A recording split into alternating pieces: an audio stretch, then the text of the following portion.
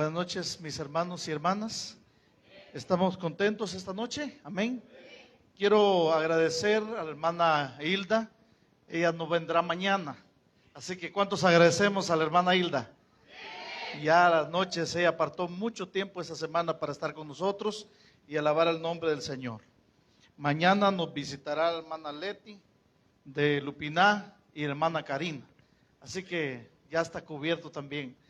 Y probablemente la hermana Esli, si es que le tiene tiempo. Muy bien, esta noche vamos a ir a nuestro mensaje. Primero, Dios, real o ficción. O sea, si es real o es algo que no es real, ¿verdad? Vamos a inclinar nuestros rostros para orar.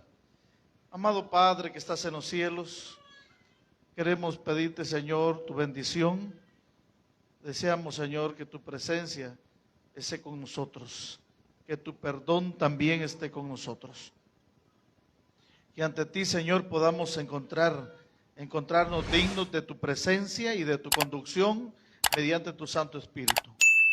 Bendice, Señor, la vida de Kevin, que viaja en estos momentos para un lugar muy lejano. Oro también, Señor, por la hermana Amadilma, para que tú la bendigas especialmente, que está atravesando este momento difícil en su vida. Oramos por la salud de nuestros hermanos Herman, Claudio, Señor, y hermana Eduvina. Oramos también por la salud de hermana Mary, Señor.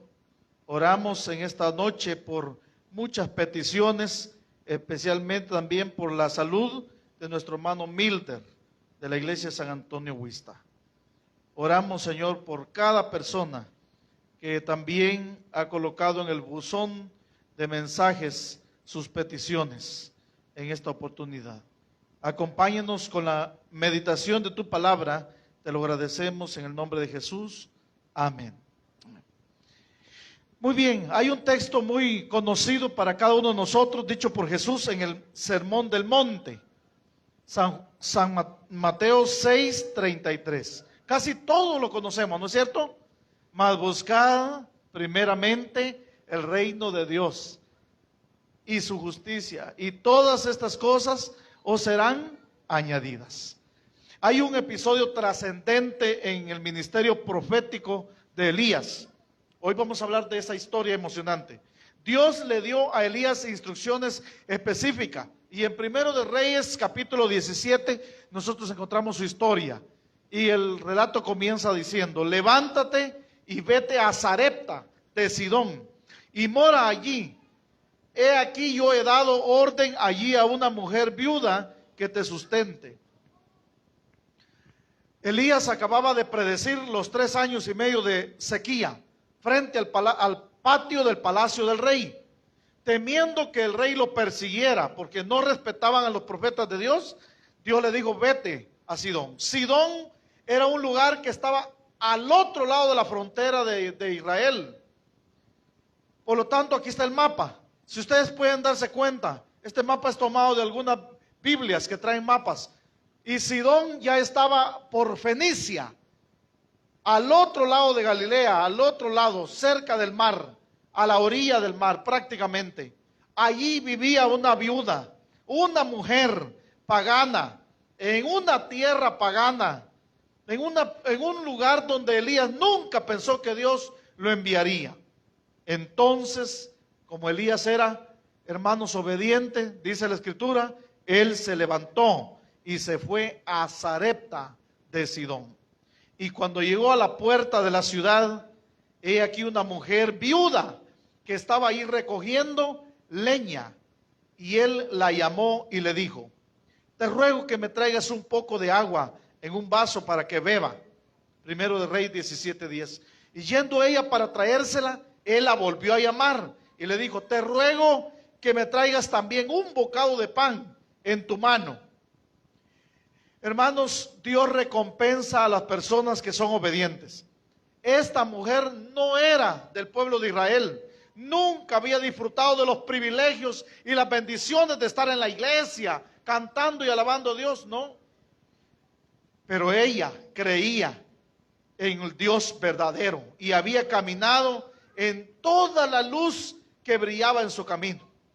Así que cuando no había seguridad para Elías en la tierra de Israel, Dios lo envió a aquella mujer para que hallase asilo en su casa. Ella respondió: vive Jehová tu Dios que no tengo pan cocido. La situación era difícil. Había sed, sequía, hambre. Solamente, dijo ella, tengo un puñado de harina, tengo en la tinaja, y un poco de aceite en una vasija. Y ahora recogía 2 leños para entrar y prepararlo para mí y para mi hijo, para que lo comamos y nos dejemos morir, porque ya no hay más. El hermano Michael me decía: pastor, ¿qué podemos hacer? Aquí está la historia para dramatizar. Aquí está la historia. Nuestra fe es probada. En el libro Consejos sobre Mayordomía Cristiana, página 179, habla acerca de este acontecimiento. La llegada de Elías, el mismo día en que la viuda temía verse obligada a abandonar la lucha por sobrevivir, demostró al máximo su fe en el poder del Dios viviente para proporcionar lo que le necesitaba. La llegada de Elías no fue para que se le acabara más la comida, era para que ella comenzara a recibir las bendiciones que Dios le iba a dar a ella por ser fiel. Y Elías le dijo: no tengas temor, ve y haz como has dicho, pero hazme a mí primero de ello una pequeña torta cocida debajo de la ceniza, y tráemela, y después harás para ti y para tu hijo. Primero Reyes 17:3. Aquí hay una frase que se conecta con el versículo primero que leímos: mas buscad primeramente el reino de Dios y su justicia. Y luego aparece aquí: hazme a mí, ¿qué dice? Primero. ¿Cuál es la palabra que se repite? La palabra primero. ¿Por qué? Porque, hermanos, Dios desea que nosotros hagamos lo primero. Aquí está una prueba de hospitalidad. No se podría haber requerido una mayor prueba de fe. Hasta entonces la viuda había tratado a los extraños con amabilidad y generosidad, pero cuando ya llegaba al punto, hermanos, de tener el último bocado, ahí sí estaba difícil la situación. ¿Quién invita a comer sabiendo que le quedan unas pocas tortillas? Mejor no, ¿verdad? Porque no va a alcanzar. Y qué pena que no vaya a alcanzar. Interesante. Pero, hermanos, confiando en que el Dios de Israel proveería para todas sus necesidades, ella dio esta suprema muestra de hospitalidad cuando, actuando como Elías le había dicho. El primer elemento, o uno de los elementos importantes de nuestro mensaje esta noche, es separar a Dios primero. La porción del Señor primero debe ser separada. No debemos dedicarle lo que queda después de nuestros ingresos, después de satisfacer nuestras necesidades reales o imaginarias. Antes de gastar en algo, debemos dejar de lado lo que Dios ha especificado como suyo. Así que ahí está. El libro es Consejos sobre Mayordomía Cristiana, página 86. Separar lo de Dios primero. Eso es lo que corresponde. En 1 Reyes 17:14 dice: porque Jehová, Dios de Israel, ha dicho así. A ver, lo podemos leer todos juntos. La harina de la tinaja no escaseará, ni el aceite de la vasija disminuirá, hasta el día en que Jehová haga llover sobre la faz de la tierra. Qué interesante. En el libro de Proverbios encontramos estas frases que aparecen en la revista El Heraldo del 4 de febrero de 1902. Honra al Señor con tus riquezas y con las primicias de todos tus frutos. No nos enseña que debemos gastar recursos por nosotros mismos y luego tomar lo que le queda a Dios. La porción del Señor debe separarse primero. Entonces ella fue e hizo como Elías le dijo. Y comió él y ella y su casa el bocado de pan y de ahí se murieron. ¿Así dice? No. ¿Qué dice la escritura, hermanos? Comió él, ella y su casa muchos días. ¿Y qué pasó con el aceite de la tinaja y la harina de la vasija? No es así. No es así. El aceite va en la vasija y la harina va en la tinaja. ¿Estamos poniendo atención, hermanos? ¿Qué pasó con el aceite de la tinaja y la harina de la vasija? Muy bien. Dice la Biblia que no se escaseó. Admirable, admirable fue la hospitalidad manifestada al profeta de Dios por esta mujer fenicia, sirofenicia. Y admirablemente fueron recompensadas su fe y generosidad. Y comió él y ella y su casa muchos días. Y la tinaja de la harina no escaseó, ni mengó la botija del aceite, conforme a la palabra de Jehová que había dicho por medio de Elías. Así lo dice la Biblia también en 1 Reyes 17:16.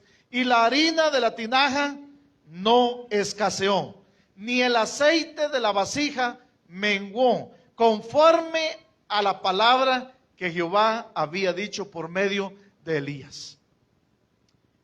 Mis hermanos y hermanas, el gran ejemplo de la viuda de Sarepta es para nosotros.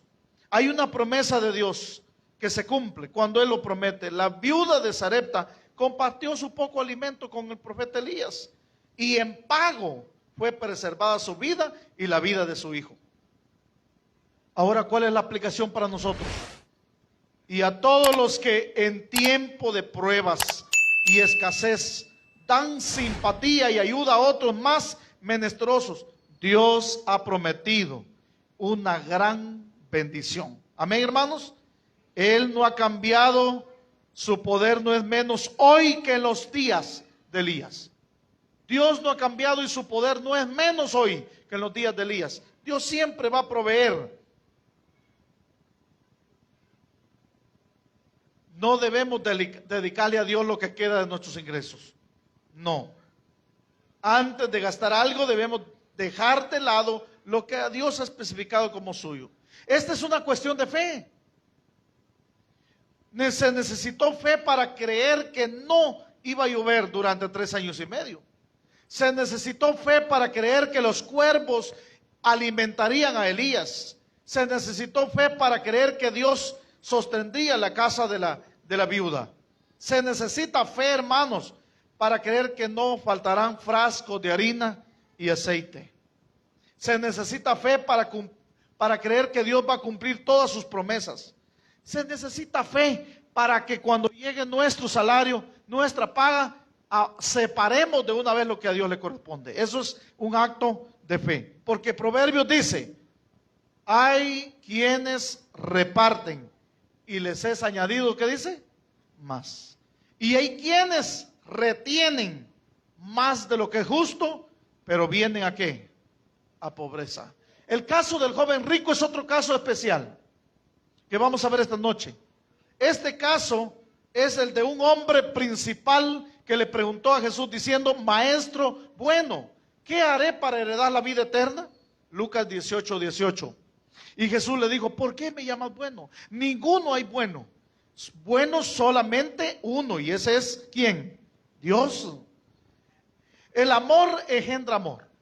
Y Cristo leyó el carácter del joven rico. Pero dice, especialmente el Evangelio de San Marcos, que mirándole Jesús al joven rico le amó. Mirándole le amó. Cristo Jesús nos ama. Así le demos a Él la parte o no se la demos. El Señor nos ama. Vemos que la decisión del joven rico fue irse porque tenía muchas posesiones. Pero eso no impidió que Jesús lo amara. Jesús nos ama incondicionalmente, hermanos. Incondicionalmente. Anhela Él, Jesús, que desarrollemos un carácter excelente y santificado para Él. Jesús le mencionó los mandamientos. No adulterarás, no matarás, no hurtarás, no dirás falso testimonio. Honra a tu padre y a tu madre. ¿Y qué dijo Él, hermanos? Todo esto, dijo Él, lo he guardado desde mi juventud. Les pregunto esta noche, ¿Lo había guardado o no lo había guardado? Sí lo había guardado, pero a su manera. Lucas 18:21. Su afirmación de que había guardado la ley de Dios era falsa. Demostró que la riqueza era su ídolo.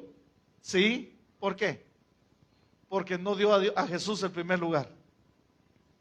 Jesús no le dijo, anda, vende todo lo que tienes para dejarlos solos sin nada. No. Jesús lo probó.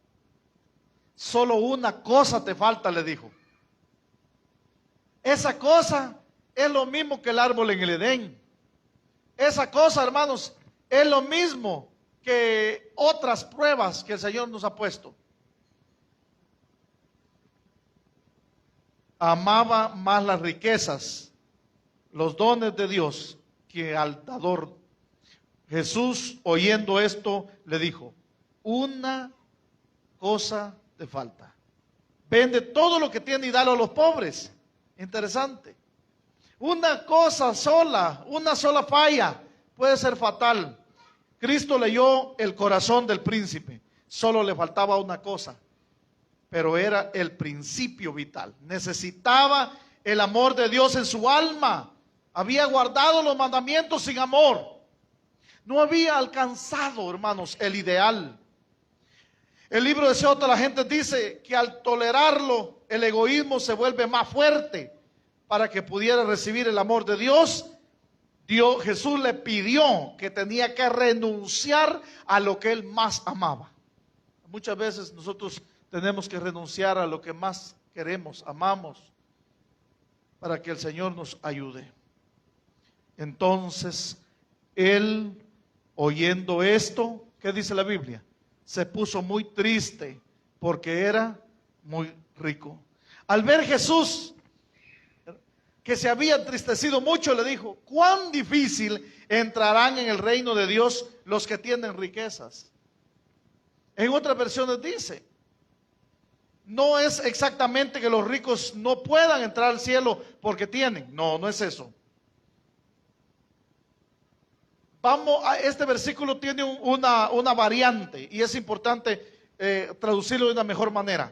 Cuán difícil entrarán en el reino de Dios los que tienen amor por las riquezas. Y esa es la frase, la mejor traducción. Y aquí está el versículo que hemos leído noches anteriores. Ninguno puede servir a dos señores. Ninguno. Su alta posición y posesiones ejercieron una influencia sutil en su carácter para el mal. Guardar un poco o mucho sin dárselo a Dios sería retener lo que reduciría tu fuerza moral y efectividad. Porque si las cosas de este mundo son apreciadas, por inciertas e indignas que sean, llegan a absorberlo todo. Muchas veces, hermanos, no podemos servir a Dios por eso. La propiedad del príncipe le había sido confiada para que pudiera demostrar que era un mayordomo fiel. Pero ¿qué pasó con él? Las cosas materiales, hermanos, solamente son un fin, un medio, para un fin. No son el fin en sí. El que usa los bienes que se le ha confiado como Dios quiere, se convierte en colaborador del Salvador. Él gana almas para Cristo porque Él es el representante de su carácter. Y esta cita es una cita tremenda. Por mucho tiempo ha cautivado mi atención esta cita. Esta cita del libro también está en el libro Consejos sobre Mayordomía Cristiana. Nunca debemos olvidar que se nos ha puesto a prueba en esta tierra. Hasta de memoria me la puedo. Nunca debemos olvidar que se nos ha puesto a prueba en esta tierra, en este mundo, para determinar nuestra aptitud para la vida futura. No podrá entrar en el cielo, ¿qué dice, hermanos? Ninguna persona cuyo carácter haya sido contaminado por la fea mancha de ¿qué? Del egoísmo. Qué interesante esa cita. Por lo tanto, Si el Señor quiere quitarnos la fea mancha del egoísmo, entonces nos pide que le demos a Él el primer lugar en nuestra vida. Por lo tanto, Dios nos prueba aquí. Dios nos prueba aquí, entregándonos, ¿qué dice, hermanos? Posesiones, ¿qué? Posesiones temporales. ¿Por qué son posesiones temporales? Porque la casa, el carro y todo, hermanos, cuando nos vamos a morir, no, ahí se va a quedar. Entonces, si nosotros no lo usamos bien, qué pena, hermanos, que en aquel día el Señor nos pida cuentas y no lo hayamos hecho bien. Dios nos prueba aquí, entregándonos posesiones temporales, a fin de que el uso que hagamos de ellas demuestre si se nos puede confiar las riquezas eternas. ¿Usted sabe por qué usted no es millonario? Mejor así. Sí, mejor. Algunas personas cuando se han vuelto millonarias se han alejado de Dios y cavan el hoyo de su propia tumba con todo lo que reciben. Hay una conversación singular, en una conversación entre Satanás y sus ángeles, que fue revelada a Helena de White. El enemigo dijo a sus secuaces: id, hacer que los poseedores de tierras y de dinero se embriaguen con los cuidados de esta vida. Presentad al mundo delante de los hombres su luz más atractiva, para que depositen su tesoro allí y fijen sus afectos en las cosas terrenales.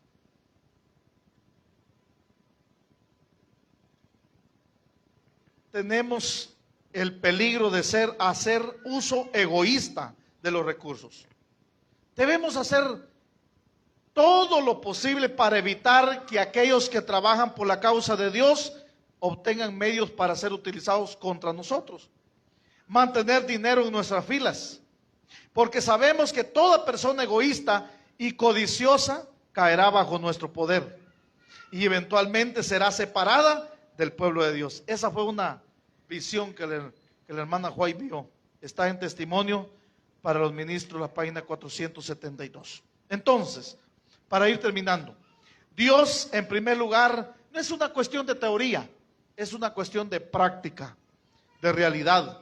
La viuda demostró que para ella Dios era el primer lugar. Algunas personas dicen, pero es que ¿cómo voy a dar mi ofrenda si yo no tengo? ¿A dónde queda el ejemplo de la viuda de Sarepta y el ejemplo de la viuda en tiempos de Cristo? ¿Qué dice Mateo 6:33? Buscad primeramente el reino de Dios. ¿Qué dijo Elías a la viuda cuando se fue acercando el profeta? Hazme a mí primero. ¿A dónde está el secreto de la prosperidad que Dios quiere darnos? En darle a Él primero. Y aquí está, hermanos, el momento en el que podemos nosotros tomar una decisión. Y Jesús les dijo: de cierto digo que no hay nadie que haya dejado casa o padres o hermanos o mujer o hijos por el reino de Dios que no haya de recibir mucho más en este tiempo y en el siglo venidero la vida eterna. Y entonces, mis hermanos, busquemos a Jesús primeramente. Buscar a Jesús primeramente en el día. Buscar a Jesús primeramente en nuestras finanzas. Buscar a Jesús primeramente en su obra. Y todas las demás cosas que dicen, hermanos, serán añadidas. El Señor no está diciendo que no nos va a prodigar lo demás. Es más, lo está añadiendo a lo primero que nosotros le damos. ¿Cuál es la verdadera clave para poner a Dios primero en nuestra vida? Y respondiendo a esta pregunta vamos a terminar. ¿Cuál es la clave para poner a Dios en primer lugar en nuestra vida? Aquí está. Tiene que ver con el corazón. Tiene que ver con el amor. y tiene que ver con todo nuestro ser. San Mateo 22:37, ¿qué dice, hermanos? Jesús le dijo, amarás al Señor tu Dios con todo tu corazón, con toda tu y con toda tu, todo o nada. El Señor no se conforma con los poquitos, porque de Él y por Él y para Él, dijo San Pablo, son todas las cosas. A Él sea la gloria por los siglos. Amén. ¿Cuántos en esta noche quieren luchar para poner a Dios en primer lugar en sus vidas? Yo quiero orar. Si usted como yo también lo quiere luchar, entonces vamos a orar de pie. Oremos.